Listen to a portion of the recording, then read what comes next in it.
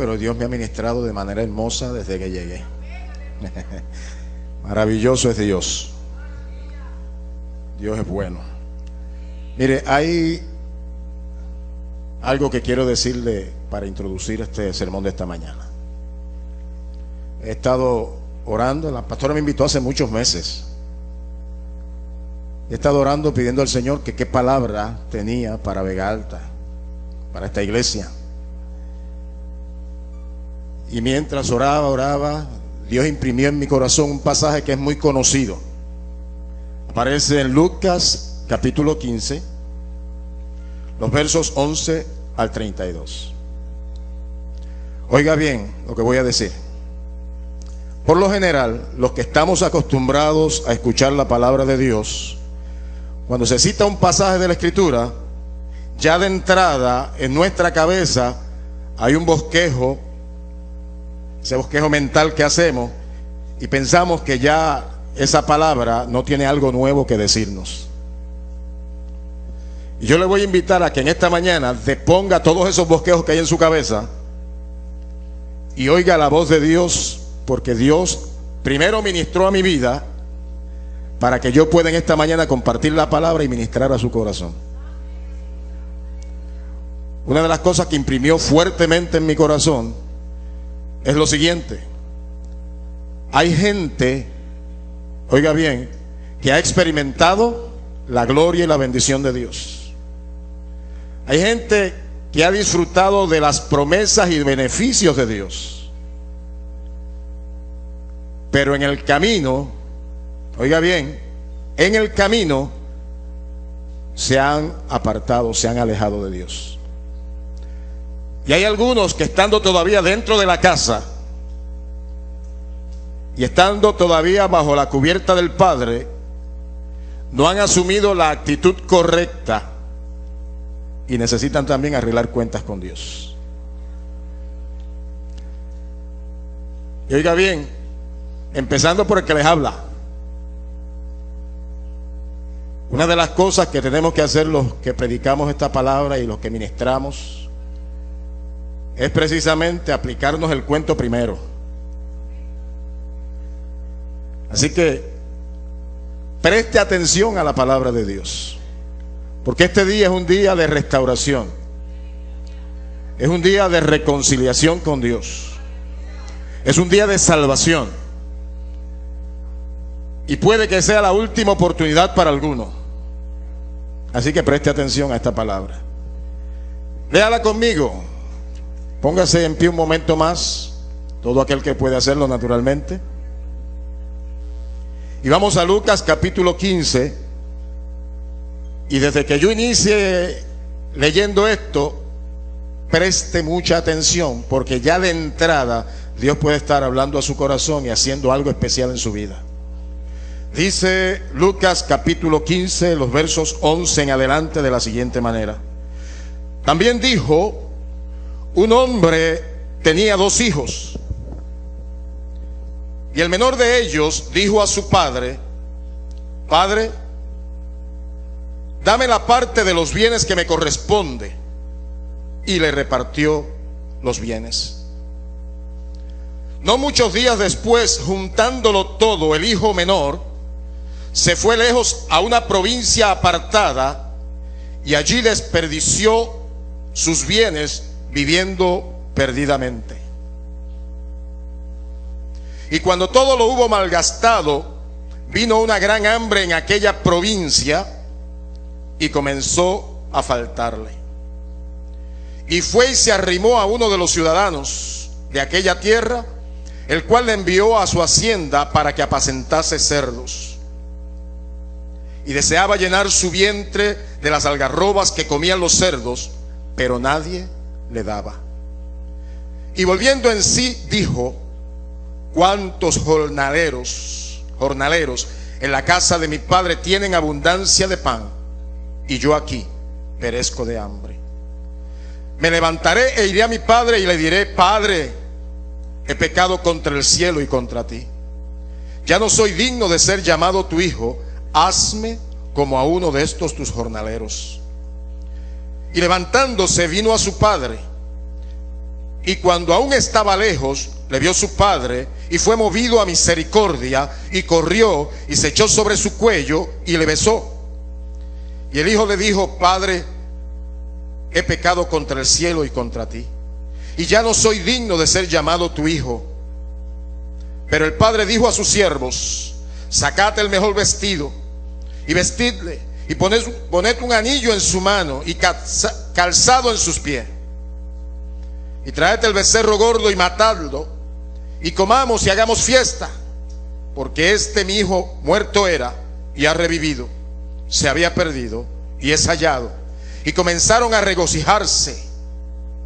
Y su hijo mayor estaba en el campo, y cuando vino y llegó cerca de la casa, oyó la música y las danzas, y llamando a uno de los criados le preguntó qué era aquello. Él le dijo: Tu hermano ha venido, y tu padre ha hecho matar el becerro gordo, por haberle recibido bueno y sano. Entonces se enojó y no quería entrar. Salió por tanto su padre y le rogaba que entrase. Mas él, respondiendo, dijo al padre: He aquí tantos años te sirvo, no habiéndote desobedecido jamás, y nunca me has dado ni un cabrito para gozarme con mis amigos. Pero cuando vino tu hijo, que ha consumido tus bienes con rameras, has hecho matar el becerro gordo. Él entonces dijo: Hijo, tú siempre estás conmigo, y todas mis cosas son tuyas. Mas era necesario hacer fiesta y regocijarnos, porque tu hermano era muerto y ha revivido, se había perdido y es hallado. Gracias por tu palabra, Dios. En el nombre de Jesús, ministranos para la gloria de tu nombre y bendición nuestra. Amén. Amén. Pueden sentarse, mis hermanos y hermanas.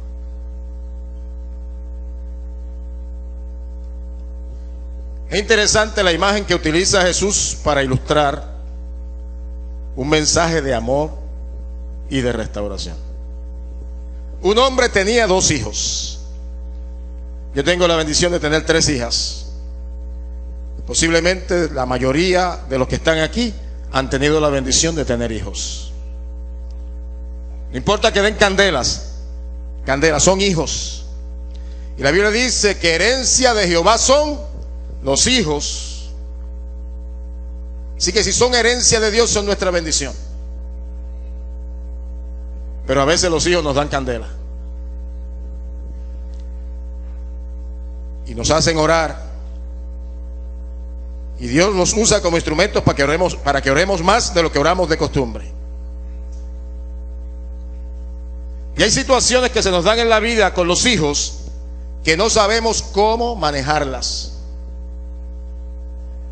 Todavía no han escrito el libro perfecto que nos diga cómo manejar tal o cual situación con los hijos. Y eso nos hace dependientes de Dios. De estar en su presencia y decirle: Señor, en esta situación, ¿cómo la manejo?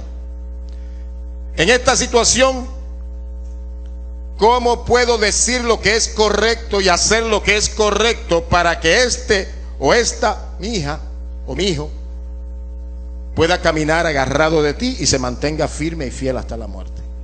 Los padres tenemos una grande responsabilidad con los hijos.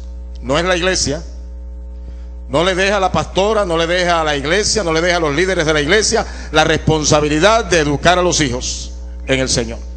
Es nuestra responsabilidad. Yo pastoreo una congregación y durante muchos años he sido pastor. Y he tenido muy claro que la responsabilidad de educar en el Señor a mi familia es mía como sacerdote de la casa. Y lo importante de enseñar la palabra a los hijos y de modelar a Cristo en la casa es que esos hijos y esas hijas, en algún momento en los cuales tal vez se desvían, la enseñanza y el modelaje que hemos dado jamás se les va a olvidar. Están impresos en su corazón de una manera imborrable, porque han oído la palabra de nuestros labios, pero han visto el testimonio de amor, de veracidad, de justicia, de rectitud en la presencia de Dios. Pero llegan los días malos. Llegan los días en que los hijos comienzan a tener sus propios anhelos y deseos. Y cuando llega esa etapa del proceso de destete, en algunas ocasiones comienza más temprano, en otros más tarde, pero se da en el corazón de los hijos y viene el anhelo de ser independientes de los padres. Y oiga bien lo que voy a decir. En el plano natural, eso es lo común y lo corriente, y eso es lo que está establecido dentro del diseño de Dios. Por tanto, dejará el hombre a su padre y su madre, y se unirá a su mujer en el caso de los que se casan. Formará su propia familia. Pero en el interín hay un proceso que se llama destete. El anhelo, el deseo de hacer su propia vida conforme la tiene en su corazón. Pero hay algo que no debemos olvidar. Eso es en el plano natural. Pero en el plano espiritual, cuando se trata de mi relación con Dios y de la relación de mis hijas o de tus hijos con Dios, ahí jamás hay o debe haber un proceso de destete. Siempre tenemos que estar dependiendo de Dios. Siempre tenemos que estar agarrados de Dios.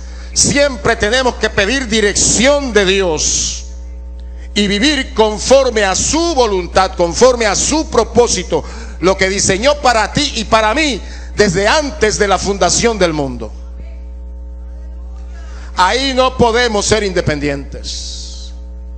Pero hay gente que en la casa de Dios, habiendo experimentado a Dios y la gloria de Dios, habiendo vivido la experiencia de salvación y vida eterna, disfrutando de la seguridad que va para el cielo, que tiene pasaporte para el cielo, un día, por H o por R, ha decidido en su corazón hacer su propia voluntad.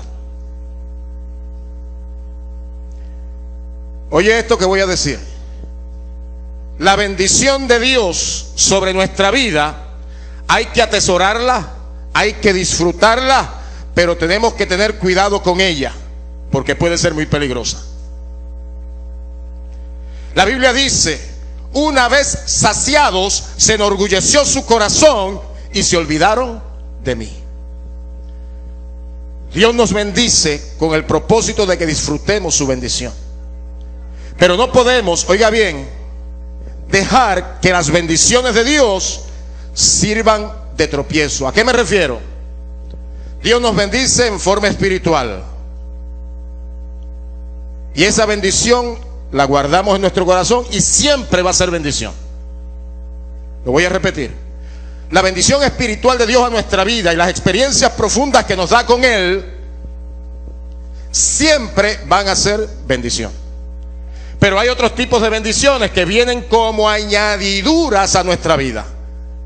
Vienen las bendiciones materiales, vienen las bendiciones de relaciones humanas, viene la bendición del matrimonio, viene la bendición de los hijos, la familia, viene la bendición de las propiedades, la casa, el carro y tantas otras cosas.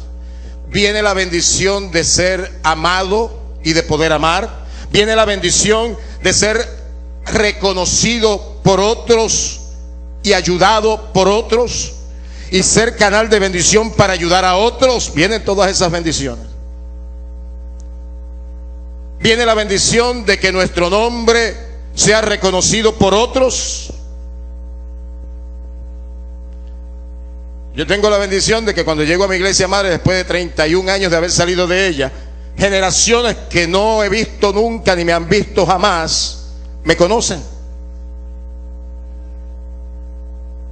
Porque la experiencia de haber estado allí y haberme formado allí y haber recibido la bendición de Dios allí y haber sido canal de bendición para otros y haber exhibido un testimonio limpio, ha hecho que esas generaciones que conocieron a uno le recuerden y que hablen todavía de uno.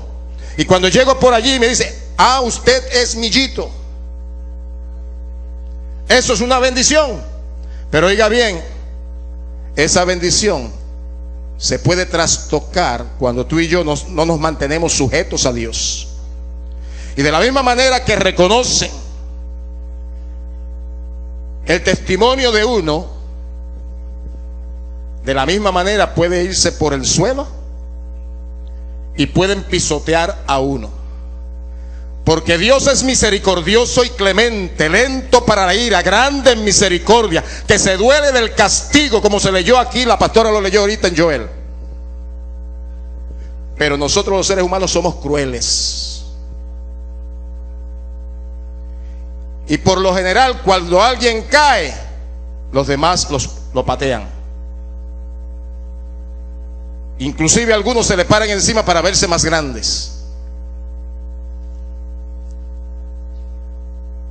Cuando Pablo escribe a los Filipenses en el capítulo 2, los versos 13 y 14, les dice que es necesario guardar la salvación con temor y con temblor. Oiga bien, y Dios imprime en nuestro corazón ese sentido de temor reverente para guardar nuestra salvación con temor y con temblor. Y más adelante dice: porque Dios es el que pone el querer como el hacer por su buena voluntad. Muchas veces utilizamos ese texto en otro tipo de contexto, pero está en el contexto de la salvación, que es lo más grande, lo más maravilloso que tú y yo hemos recibido como bendición. No pongas la mirada en las añadiduras, pon la mirada en el Señor. Las añadiduras nos deslumbran y nos enfocamos en ellas, en la casa, en el carro, en el matrimonio, en los hijos, en los nietos, en el que podemos viajar, en que somos reconocidos. Ponemos nuestro ojo en eso y nuestro corazón en eso, y empezamos a enorgullecernos porque estamos saciados. Y peligra nuestra salvación. No hay nada más importante sobre la faz de la tierra que nuestra salvación. ¿De qué le vale al hombre que granjeare el mundo y al fin se perdiere su alma? Lo más importante es la salvación de Dios para nuestra vida. Y déjame darte la buena noticia: si te has apartado de Dios, Dios te sigue amando y Dios te sigue buscando, y ha creado circunstancias que te hagan salir de tu estupor y volver en sí, para que te vuelvas a Dios y vuelvas a depender de Él y solamente de Él. No dependas de tus propios recursos, no dependas de los recursos que tienen otros. El abogado puede resolver muchas cosas, pero hay cosas que no puede resolver. El médico puede resolver muchas cosas, pero hay cosas que no puede resolver. El consejero puede ayudarte y resolver algunas cosas, pero hay otras que las cuales no te puede aconsejar. Pero Dios es el mejor consejero. Dios es el mejor abogado. Dios es el médico por excelencia. Dios es el que hace posible lo imposible. Dios es el que se mete y hace aquellas cosas que no son para que vengan a ser.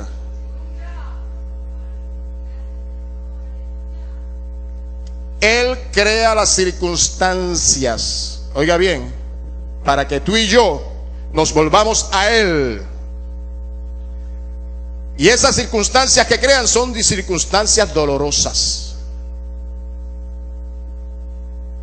Volvamos al pasaje de la Escritura.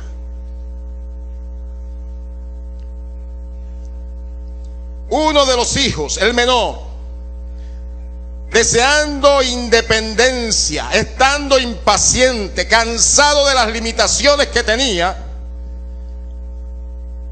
sin querer la vigilancia del padre, pidió los bienes que les correspondía porque quería hacer su propia voluntad.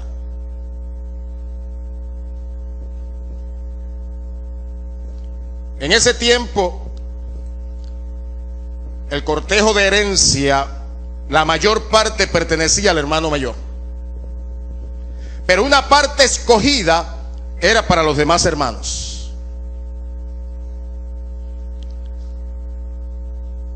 Y el ojo estaba puesto en los bienes que le iba a dar su padre. Se supone que para recibir la herencia muriera el testador, pero este muchacho estaba impaciente, deseoso de lograr su independencia total y tener supuesta libertad, y adelantó el proceso. Insistió en pedir los bienes que le pertenecían.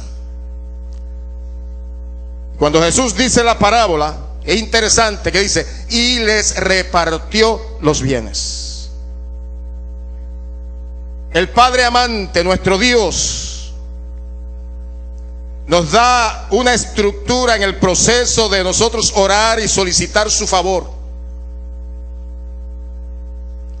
Y una de las cosas que dice la Escritura es que cuando oremos y que cuando pidamos no solamente con fe, no solamente en el nombre de Jesús, sino que pidamos que se haga su voluntad y no la nuestra. Pero a veces insistimos en nuestra voluntad y vamos delante del Señor, y le pedimos lo mismo, y le insistimos, y le damos a la puerta del Señor. Y Dios nos quiere como Padre amante enseñar muchas cosas. ¿Sabe qué hace? Ok, esto es lo que tú deseas. No es lo que te conviene. No es lo que está en mi propósito para tu vida. Pero esto es lo que tú deseas.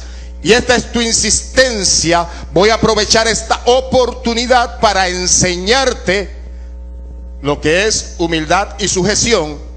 Porque en tu corazón se ha albergado orgullo y libertinaje. Y les repartió los bienes. No muchos días después, dice la Biblia. O sea, no esperó, no ponderó el asunto, no lo disfrutó estando en la misma vida de la casa, con sus amistades, con sus conocidos, con aquellos que podían ¿qué? Verlo y señalarlo, verlo y aconsejarlo, verlo y dar la noticia al padre de que éste andaba errado. No muchos días después reunió todo y se fue a una provincia apartada. Hay gente que cuando tiene la intención de hacer lo incorrecto, se va lejos. Oiga bien, pero la Biblia dice, ¿se ocultará alguno, dice Jehová, en escondrijos que yo no lo vea? ¿No lleno yo, dice Jehová, el cielo y la tierra? No hay donde nos podamos esconder. Oiga bien lo que voy a decir. No nos podemos esconder para recibir su bendición y no nos podemos esconder para pecar. Óyeme esto. Donde quiera que usted y yo metamos la cabeza y andamos conforme al propósito de Dios, la bendición de Dios nos va a alcanzar, aun cuando tratemos de escondernos. Pero del mismo modo, Dios va a estar mirándonos donde quiera que nos metamos cuando andamos para hacer lo que es incorrecto. No hay quien se pueda esconder de Dios. Hay una anécdota, no sé si es verdad o sencillamente una imagen para ilustrar, que dice de un pastor, vamos a decir que fuera un pastor, que tenía una debilidad por la jugada de gallos y por las apuestas a las jugadas de gallo. Ustedes saben que la Biblia dice que nuestra dependencia tiene que ser de Dios y que todo lo que no proviene de fe es pecado. Si yo voy a depender del juego para obtener mis bienes materiales, estoy diciendo que Dios no es suficiente para hacer mi provisión. Así que por eso es pecado el ponerse a jugar. Así que los de pega 3, pega 4, pega el otro, la tradicional, suelte eso en el nombre del Señor.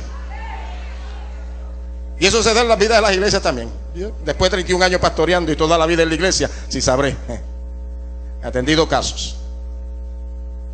Pero este pastor, en su debilidad, tenía su gallito y dijo, voy a jugar mi gallito. Y se fue a un pueblo bien lejos a jugar el gallo. Hizo sus apuestas. Y cuando estaba el fragor de la pelea de gallo y su gallo estaba ganando, alguien de las gradas dijo, 100 pesos al gallo del pastor. Mire, hermanos, donde quiera nos conocen, porque llevamos una marca. La Biblia dice que tú y yo, cuando recibimos a Jesús como Salvador y Señor, fuimos sellados por el Espíritu Santo, por las arras del Espíritu. Óyeme, y ese sello no es tan fácil que se borre. No importa donde tú metas la cabeza, te van a conocer. Mi esposa, cuando salimos, me dice, métete las manos al bolsillo para que no te reconozcan. Otra vez me dice, te voy a vestir de mujer, porque donde quiera que metas la cabeza te reconoce. He tenido la bendición de viajar para ministrar en otros lugares fuera del país, y a veces en el sitio que menos me espero me encuentro a alguien conocido. Pero aunque no conocieran a uno, Dios te conoce donde quiera que te metas. Tú llevas su marca, yo llevo su marca. Somos propiedad de Dios. Y oiga bien, aún los que están apartados, el Espíritu Santo no los ha soltado aún. Por eso les redarguye, por eso les convence de pecado, de justicia y de juicio. Por eso donde quiera que mete la cabeza le da una palabra. No importa dónde te escondas, como hay temor reverente en tu corazón, como todavía hay sensibilidad, pones la cabeza en un centro comercial y allí recibes una palabra de Dios.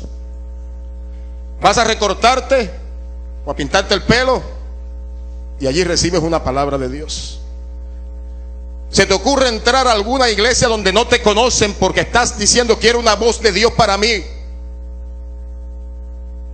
y Dios te da una palabra. Y alguno llega a pensar y dice, pero esta persona me conoce, alguien le habrá dicho, la pastora le dijo. Es que el Espíritu Santo te conoce mejor que tú mismo.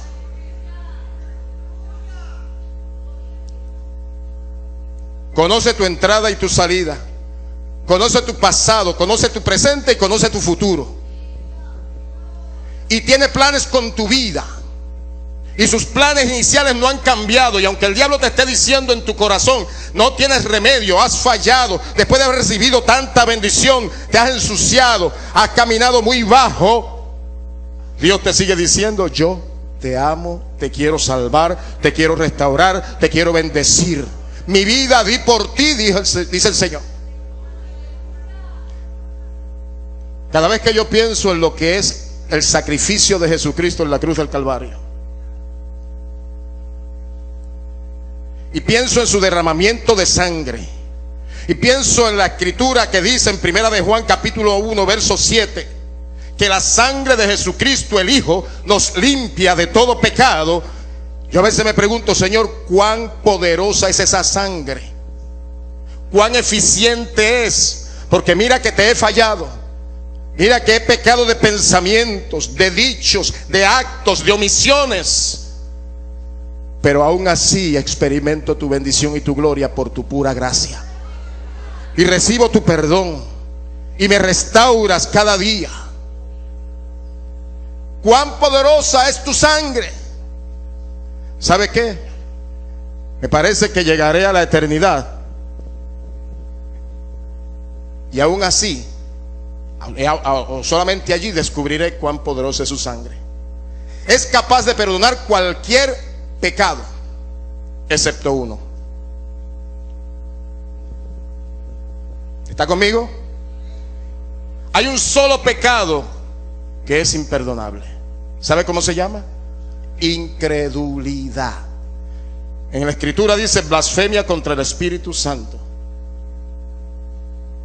Y cuando uno es incrédulo a lo que el Espíritu nos convence, y cuando atribuimos a la carne, al diablo o a otra cosa lo que el Espíritu Santo de Dios está hablando a nuestra vida, eso produce incredulidad, y la incredulidad es pecado, y la incredulidad hace que nunca vengamos a salvación, a restauración de vida. Dios te habla y te dice que te ama, y tú dices, no puede ser que me ame tanto, si he fallado tanto. Ministré a un hombre en la iglesia, en una de las iglesias que pastoreé. Estábamos un domingo en la mañana, se había hecho las devociones, fuimos a las clases de escuela bíblica y regresamos para el culto. Y cuando estamos en medio del culto, entra un hombre de la comunidad con un peluche de un león, pero enorme, una cosa grandota. Entra por el medio del pasillo, estaba metido en palos, o sea, estaba borracho, ajumado, decimos en Puerto Rico cuando la borrachera no es mucho. Se tiró en el altar llorando y empezó a orar allí llorando. Naturalmente estaba interrumpiendo el culto, así que yo me acerco, lo echo los brazos encima y lo oigo orando. Le digo, vente conmigo, para que el culto siguiera, para que él no fuera el foco de atención y la palabra no se perdiera. O sea que la gente pone su foco en cualquier cosa que pase. En teatro se le llama a eso robar cámara. Alguien se movió por allá, se movió la atención hacia allá y se olvidó de lo que se estaba recibiendo. Así que saco al hombre, me lo llevo. Naturalmente la forma más rápida era que detrás del altar habían 2 salones y yo me metí en uno de ellos con él. Yo no le conocía, solo sabía que era del barrio, pero la gente de la comunidad sí le conocía. Así que la gente está ya tensa y yo estoy con el hombre allá. El hombre está llorando, comienzo a ministrarle sobre el amor de Dios para su vida y el perdón de Dios para su vida. Y llorando me decía, pastor, Dios no me va a perdonar. Y yo sigo dándole la palabra y la palabra y la palabra y la palabra.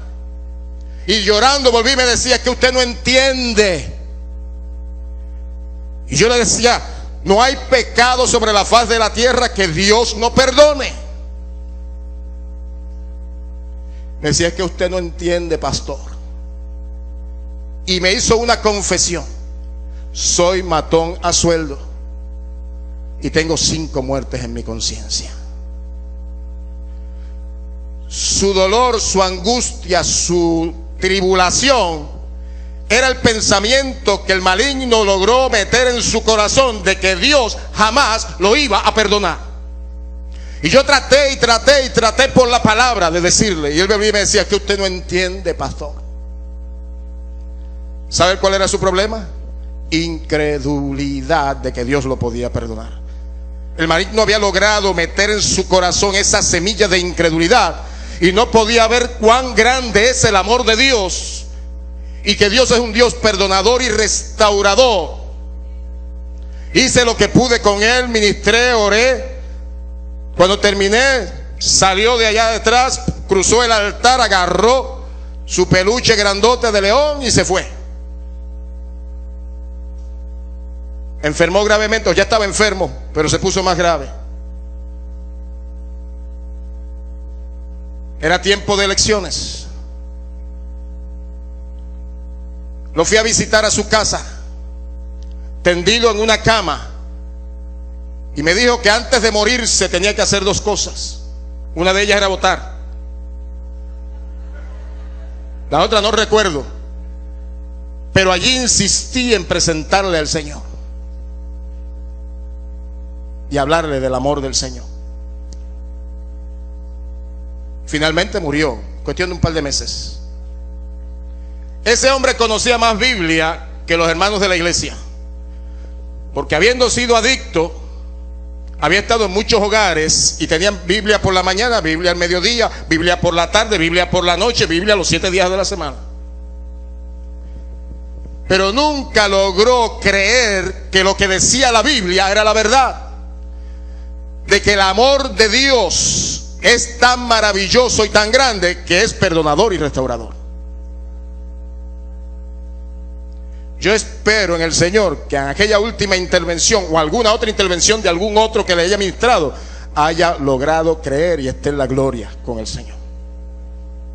Pero hay gente que el maligno le ha puesto en su corazón de que no tienen esperanza porque lo que han hecho es tan terrible y tan malo que jamás Dios los va a perdonar.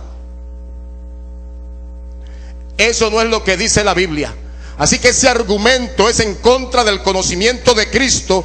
Es una fortaleza espiritual que el maligno mete en la cabeza, mete en el corazón, de manera tal que pueda mantener cautiva a la persona y no venga liberación, no venga salvación, no encuentre lo que el Señor un día le regaló. Cuando la gente hace memoria de las muchas experiencias y bendiciones y cómo fue instrumento de Dios, se siente más vil aún. Porque el que experimenta la gloria de Dios de verdad, no de oídas, cuando falla, cuando se va del Señor, ¿sabe qué pasa? Viene una horrenda experiencia de sentirse vil. Y yo sé lo que les digo. Yo era estudiante universitario, 20 años y algo, 20 años y unos meses. Experimenté lo que se llama en la Escritura la investidura de poder del Espíritu, bautismo del Espíritu Santo. En la época del año 74, donde esta joven que está aquí también recibió la unción del Espíritu, y donde Israel Narváez Bocham y otros la recibimos. Pero tiempo después le fallé malamente al Señor. Y como había experimentado su gloria y su bendición, yo recuerdo que esos primeros 2 meses a mí me parecía que yo no tocaba el piso y que andaba 2 pies sobre el nivel del piso. Gozo inefable, paz profunda, libertad plena, unción del Espíritu, milagros, señales. Pero ahora le había fallado malamente. Comencé a orar y ayunar porque naturalmente inmediatamente me arrepentí. Pero me acostumbré a algo. Permítame bajar por aquí. Cuando hay avivamiento, nos acostumbramos a echar mano de las experiencias proféticas y nos olvidamos que la mayor profecía es la Escritura. Oiga bien lo que estoy diciendo. Yo creo firmemente que Dios habla hoy como hablaba en antaño. Hoy hemos tenido una experiencia hermosa de que eso es así. Quiero que camine conmigo, no me vaya a malentender. Yo no pongo una cosa frente a la otra. Lo que estoy diciendo es que nos acostumbramos y le decimos a Dios: Señor, háblame y confírmame de que me has perdonado. Pero miramos en la Escritura que dice que el que confiesa sus pecados, Él es justo y fiel para perdonar sus pecados y limpiarlos de toda maldad. Y decimos: sí, Señor, yo sé que lo dice ahí, pero confírmame proféticamente con alguien que no me conozca, le decimos, para que me quede total seguridad. ¿Sabe que tenemos un problema de duda de lo que dice la palabra? Y tenemos un problema de incredulidad de lo que dice la palabra.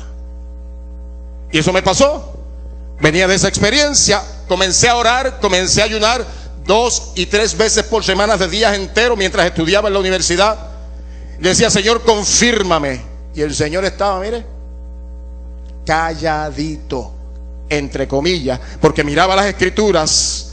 Me gusta siempre escudriñarlas desde temprana juventud. Y mientras miraba, encontraba aquello que dice en Proverbios: el que encubre sus pecados no prosperará, mas el que los confiesa y se aparta alcanza misericordia. Y yo decía: sí, Señor, yo sé que esto es tu palabra, pero confírmame que me has perdonado. Y Dios me tuvo 1 año orando y ayunando, pero hablándome constantemente, y yo no podía escuchar claramente su voz porque mi foco estaba en que me diera una palabra profética. Óyeme de lo que te voy a decir. La Biblia dice que la mayor palabra profética es la Escritura, a la cual debemos estar atentos como a una antorcha que alumbra en el lugar oscuro. La palabra de Dios. Mientras yo estoy dando esta palabra, estoy profetizando sobre tu vida. Cuando la pastora está predicando, cuando la hermana Coradín está ministrando con cánticos y con la palabra de exhortación, hay una palabra profética para ti. No la deseches. Presta oído. Pero hay quienes oyen pesadamente. Hay quienes son como el lagartijo con el oído hueco. Les entra por aquí y les sale por acá, porque se han encerrado y han enfocado solamente en un estilo, en una forma en que Dios les va a hablar. Pero hoy ha habido palabra para nosotros desde el principio. Y está habiendo palabra para ti también ahora y para mí.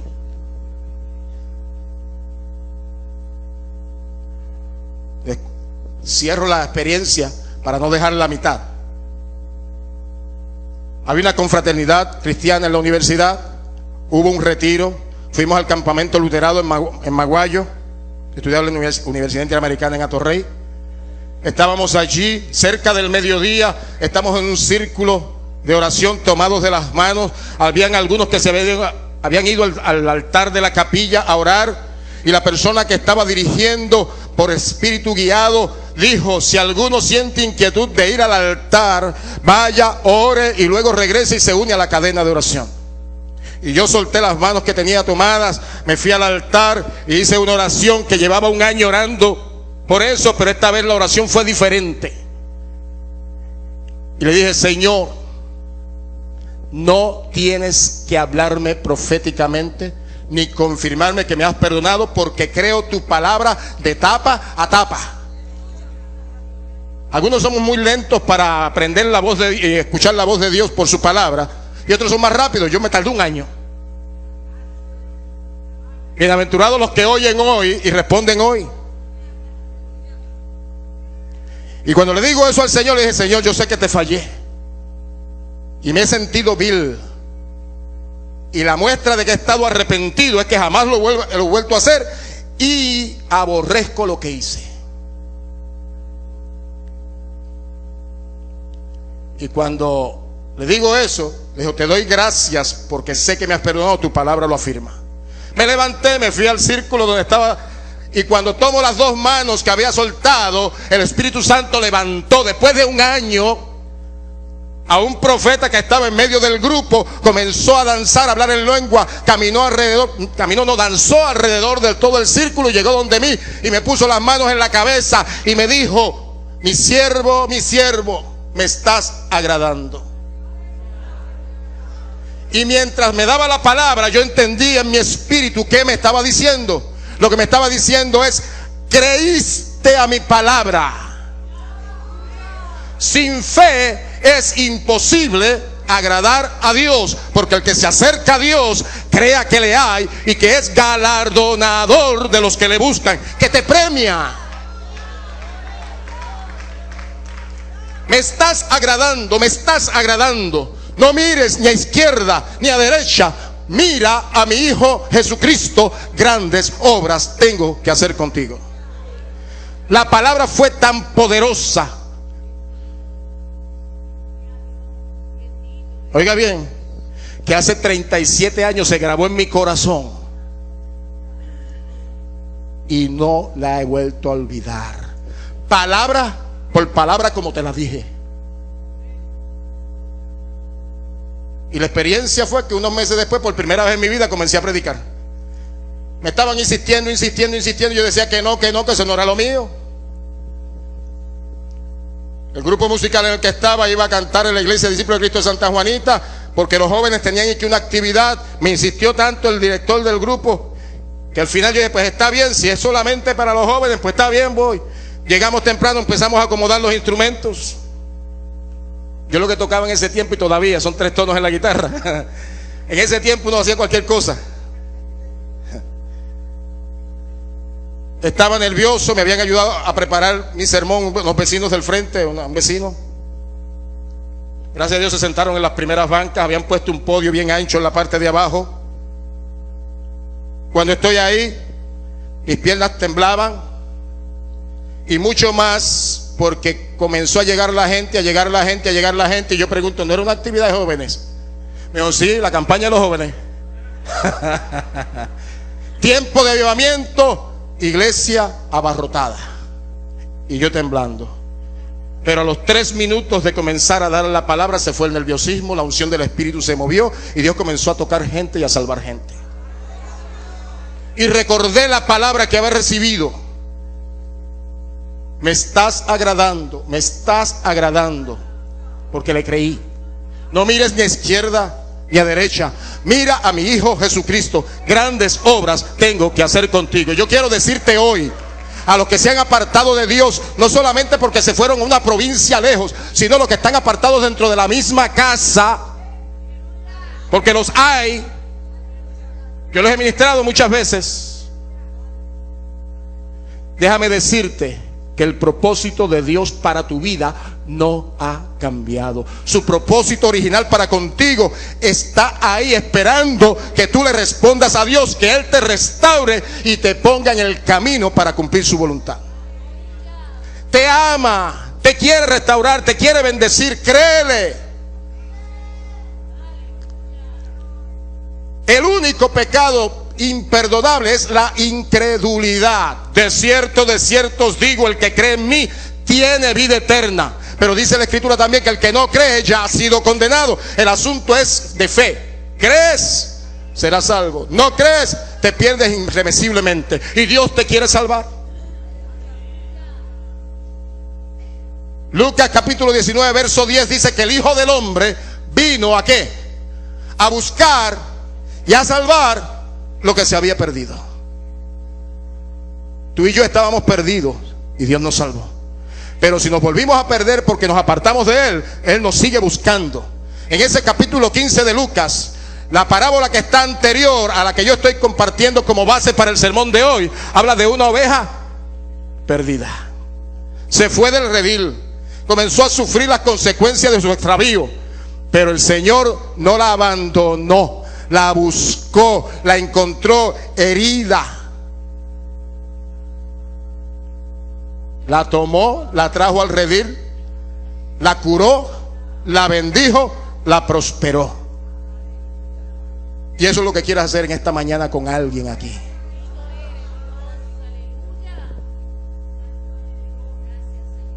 Dios es bueno, Dios es misericordioso.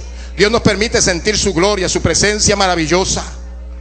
El texto bíblico dice que cuando este muchacho quiso presumir de su independencia del padre, tratar de no estar bajo su vigilancia, disfrutar de los bienes que poseía, lo tomó todo y se fue lejos a una provincia apartada.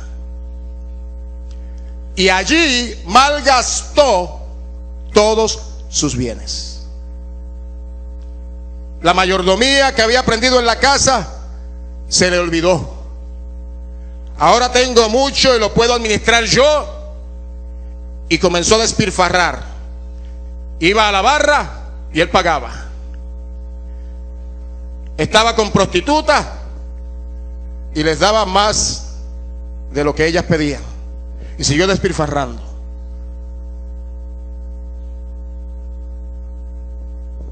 Pero llegó un momento que vino una situación que nadie esperaba. Yo me atrevo a decir que Dios estaba en el asunto. Y que fue, oiga bien, por causa de ese muchacho que Dios creó un hambre, dice, en aquella provincia. Y no un hambre cualquiera, una grande hambre.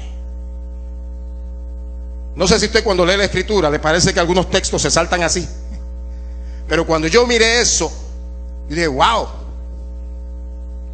No fue cualquier hambruna. Fue una hambruna grande. No fue en todo el territorio, fue en aquella provincia.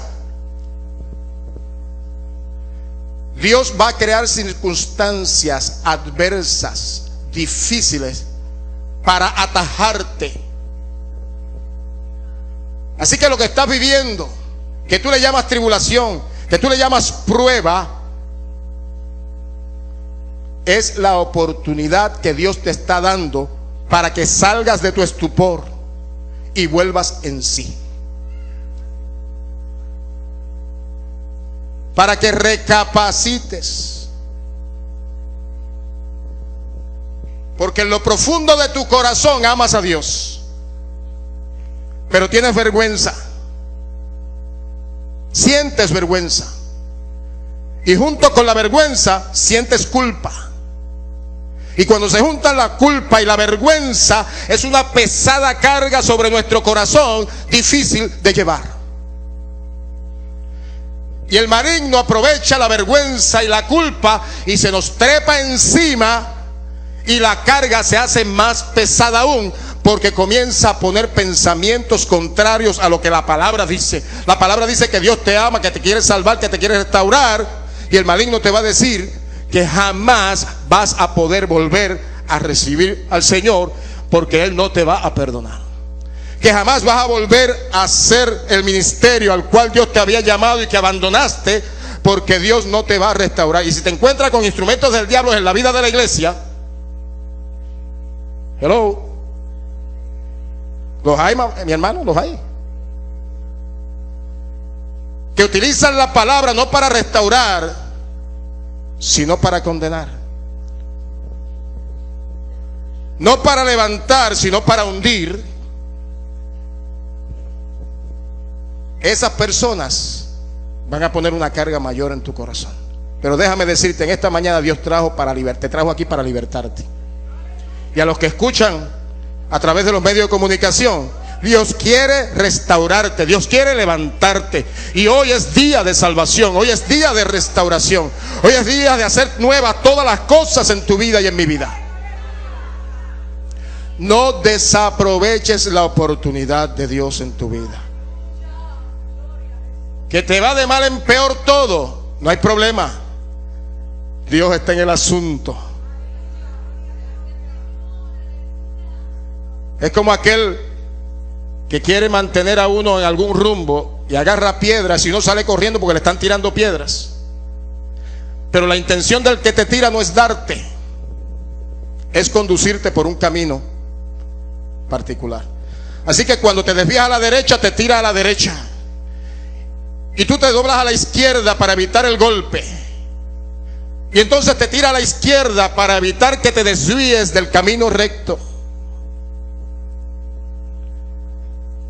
Y logra al fin su propósito de llevarte al lugar donde quiere. Y Dios ha puesto circunstancias en tu camino que son adversas, que son dolorosas, que no tienes manera de resolverlas, ni con el abogado, ni con el mecánico, ni con el médico, ni con el amigo, ni con aquel que tiene los recursos, ni con el consejero. No hay manera de que lo resuelvas, porque quien único lo va a resolver es Dios. Hay situaciones que ni tú ni yo podemos resolver con recursos humanos. Hace falta que Dios intervenga y haga posible lo imposible.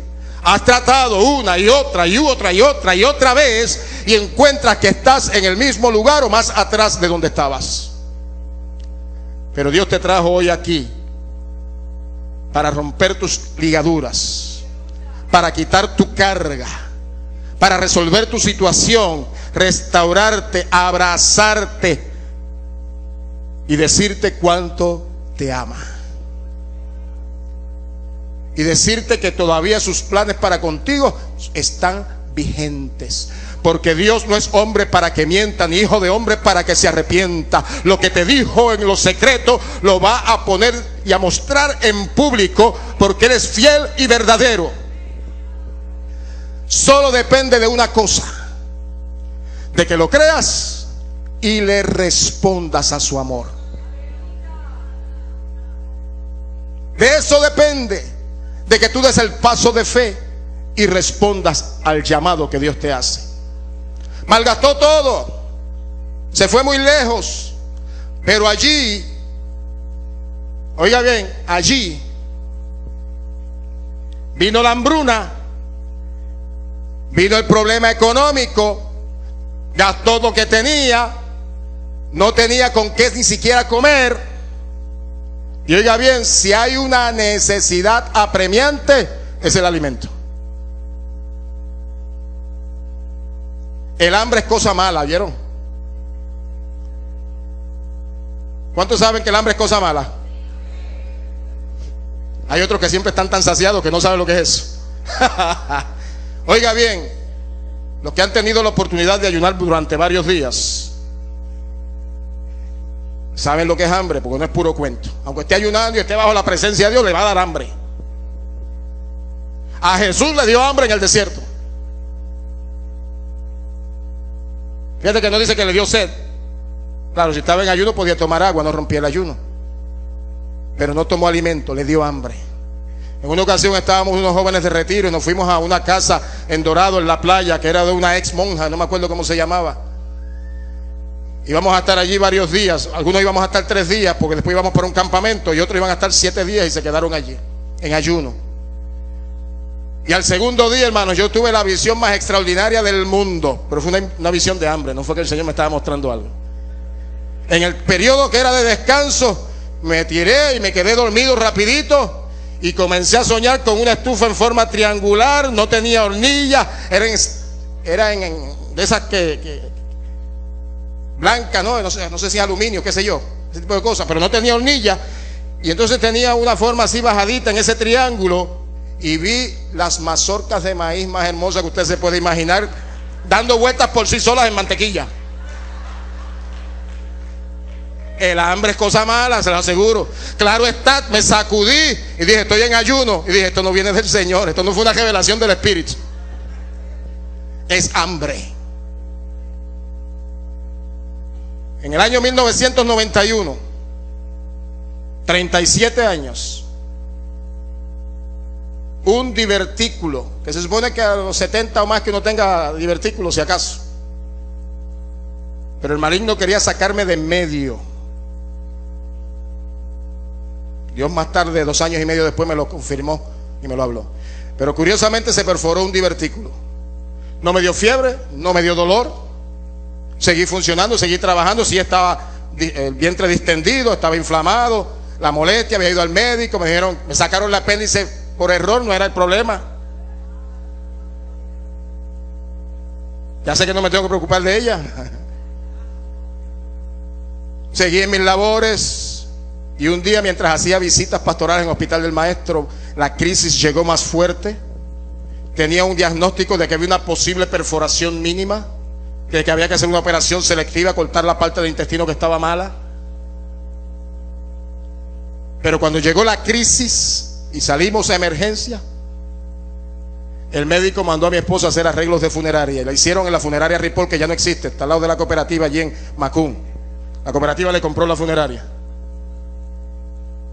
José López me estará esperando todavía. Me operaron.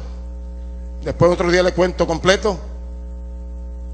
Sacaron el intestino por aquí con una colostomía. Ya no está, a los 3 meses la quitaron y cortaron un pie de intestino. Pero en ese proceso de estar en el hospital, los primeros 5 días sin nada por boca. Yo sé lo que es hambre. Y se le ocurrió a algunos de los familiares, yo soy de poco ver televisión, pero poner televisión, pues, que se quedan con uno, y pusieron televisor. Yo no sabía cuántos anuncios de comida hay en la televisión hasta ese tiempo. Oye, uno se pone sensible. Y tenía que cambiarlo, porque las tripas empezaron. Yo sé lo que es hambre. Cuando vino la segunda operación, otra vez 5 o 6 días sin comer nada. Al segundo día la cosa está difícil. Ya el tercer, cuarto día solo hay gases y uno puede pasar más días. Pero esos primeros 2 días, 2 días y medio, son dolorosos, difíciles. Y este muchacho comenzó a faltarle, comenzó a pasar hambre. Pero quería todavía mantener su situación. Hay gente que lucha como gato boca arriba para seguir apartados de Dios, porque el orgullo no les deja regresar. ¿Qué van a pensar cuando yo llegue? ¿Estará todavía la puerta abierta para mí? Todavía recuerdo las garatas que tenía con mi hermano por causa de la forma de funcionar en la casa. Yo estoy seguro de que mi hermano no me va a recibir.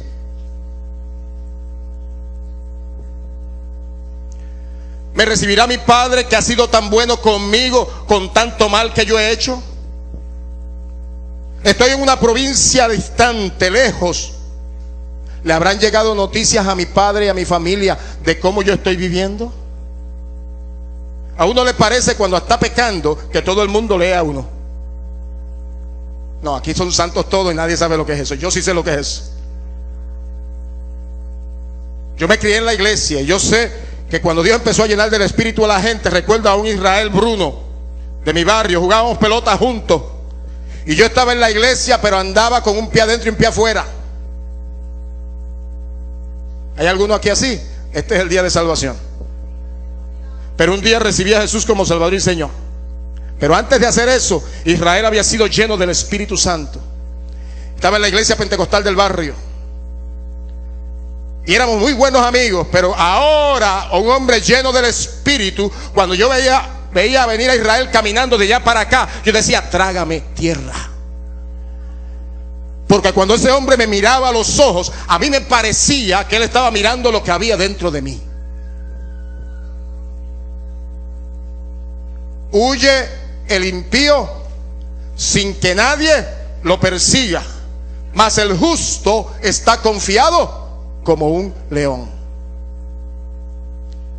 Cuando él me miraba, yo decía: este sabe las pocas vergüenzas mías.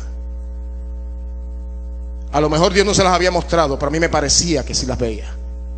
Y me daba temor reverente. Y cuando usted está frente a hombres y mujeres de Dios de verdad, donde la presencia de Dios se manifiesta y usted sabe que son gente de Dios, aunque casi ni hablen, uno tiembla frente a esa gente. No porque son Dios, sino porque Dios está con ellos.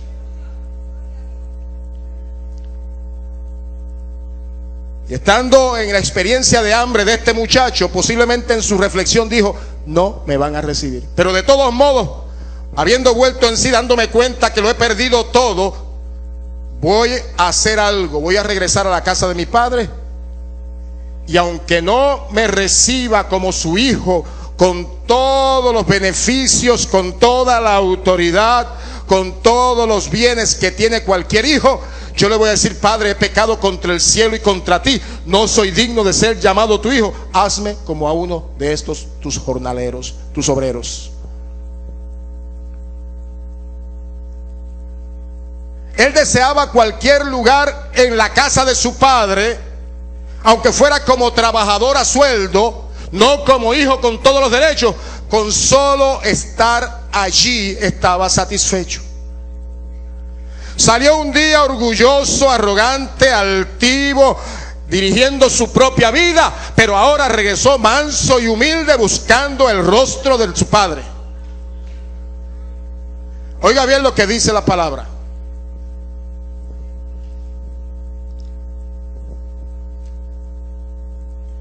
Llevad mi yugo.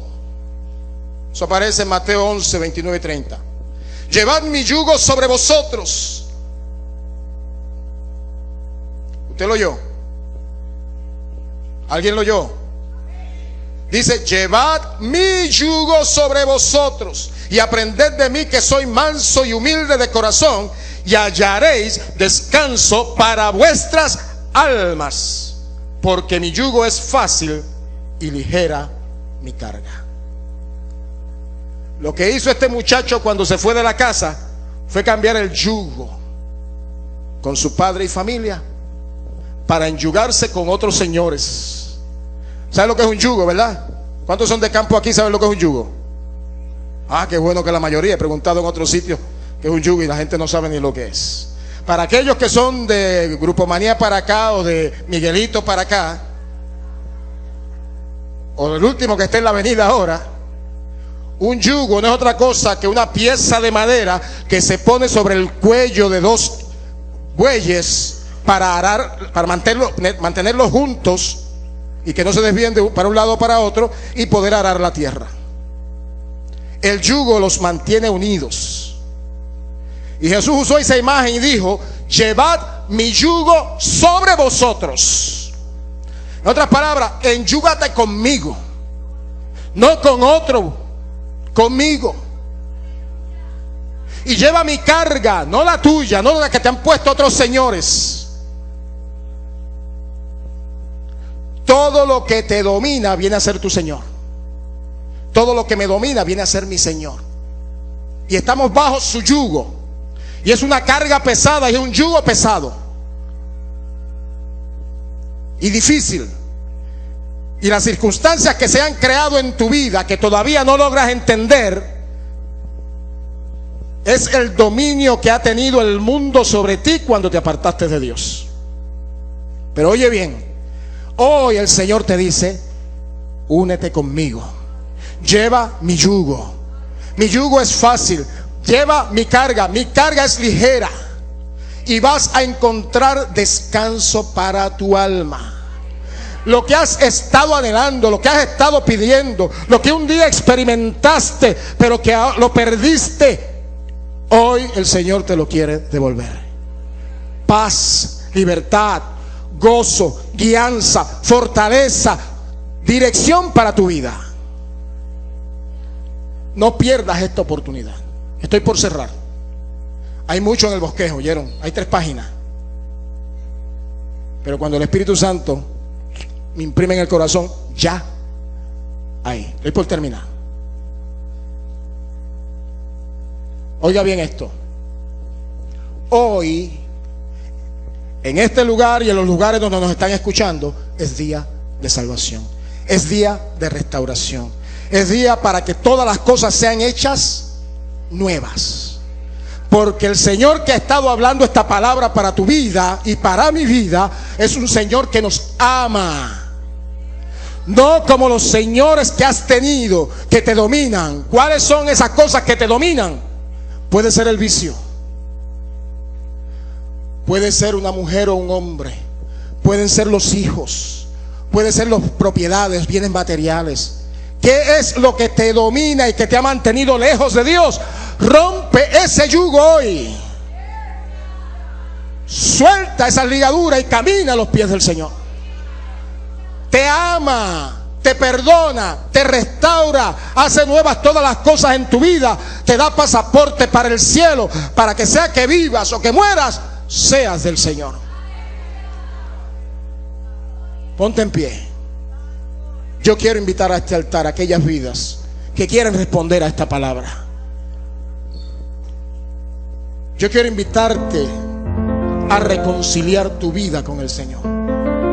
Como embajador de Cristo, te digo, reconcíliate con Dios.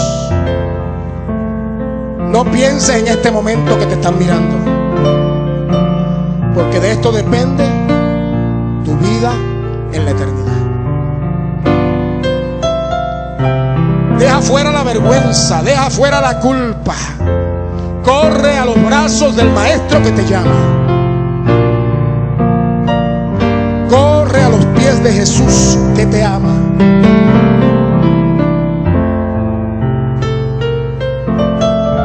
No pretendas seguir allá comiendo algarrobas, pasando hambre espiritual, pasando necesidad espiritual. No te quedes al lado de allá apacentando cerdos, un trabajo indigno para los judíos. Corre a los pies del Señor. ¿Y sabe lo que va a hacer el Señor? Lo que hizo este padre: correr a ti, abrazarte, besarte, perdonarte antes que hayas declarado la palabra que dice: Padre, he pecado contra el cielo y contra ti, no soy digno de ser llamado tu hijo. Antes que él dijera esa confesión de pecado, ya el Padre lo había abrazado, lo había besado y había ordenado una fiesta. La Biblia dice que hay fiesta, que hay gozo en el cielo por un pecador que se arrepiente, que por 99 justos que no tienen necesidad de arrepentimiento. Hay fiesta en el cielo. Mataron el becerro gordo, te están poniendo una vestidura blanca, te están poniendo un anillo de autoridad, te están poniendo calzado, te están devolviendo el llamado y el ministerio al cual Dios te llamó. No te quedes allá, corre al altar. Hoy es día de salvación, hoy es día de restauración, hoy es día para hacer nuevas todas las cosas. corre a los brazos del Señor. Todavía hay oportunidad. Esta palabra ha venido del cielo. No ha sido el hombre el que nos ha hablado, ha sido Dios. Y qué bueno cuando alguien que no nos conoce nos habla de parte de Dios, para que el enemigo no nos haga creer que fue por conocimiento de causa. Aleluya. Grande es la misericordia de Dios. Cuánto te ama el Señor. Cuán verdadero es su amor. Cuán grande es su misericordia. Si oyes hoy su voz, no seas indiferente, no te endurezcas, no te insensibilices al toque del Espíritu, porque podría no haber otra oportunidad de experimentar el toque de la mano del Señor, ayudándote a entender que tienes que volverte a Él. Aleluya, aleluya. Espíritu Santo, tú eres el que convence de pecado, de justicia y de juicio. Sé tú redarguyendo, dando testimonio del amor de Dios, de esta oportunidad que tú has abierto, puesto delante del pueblo, para librar, para salvar, para restaurar. Ven, la sangre de Cristo quiere y puede limpiarte. Dios puede hacer todas las cosas nuevas. Hoy es día de restauración, día de perdón, día de recuperar lo perdido, día de cancelar la mentira del enemigo y entrar a la verdad del amor de Dios. Aleluya, aleluya. Y santa la soja maya. Aleluya, Dios está descendiendo con fuego a corazones que necesitan que Dios consuma la paja y la hojarasca traiga un nuevo brillo, una nueva pureza a su vida. Aleluya, gracias Señor.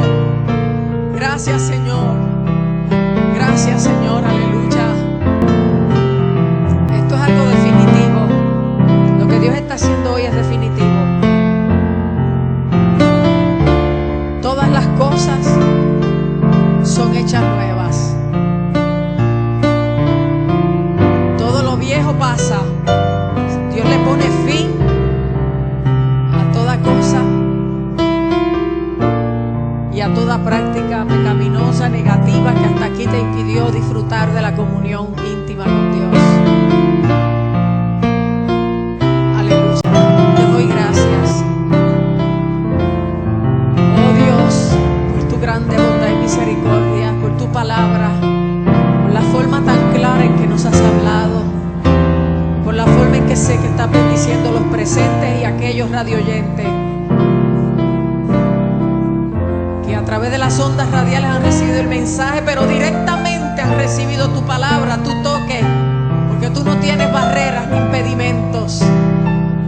Tú no estás limitado por el tiempo ni por el espacio, y tú estás allí donde está cada uno, dando testimonio de tu amor, de tu perdón, de tu misericordia, de tu gracia. Tócales y abrázales y dale, Señor amado, la paz que sobrepasa todo entendimiento, el gozo del perdón y la salvación. Llévate la culpa, Padre. Llévate la vileza, llévate la mentira en el nombre de Jesús. Ábala y serabando la jalaya, aleluya. Oh Dios, que haya alivio en esta mañana por lo que tú has hecho, por el perdón, la salvación, el pasaporte al cielo que tú has devuelto. Que propongamos en nuestro corazón, Dios, cuidarlo con temor y temblor, porque tú nos has celado con gran deseo, aleluya. Y porque tú, Señor amado, nos has dicho claramente en tu palabra que sin santidad nadie te verá. Ayúdanos a serte fieles, ser constantes y firmes. Aleluya. Hasta que tú vengas o nos llames a tu presencia. En el nombre de Jesús te lo suplicamos y en fe te damos gracias.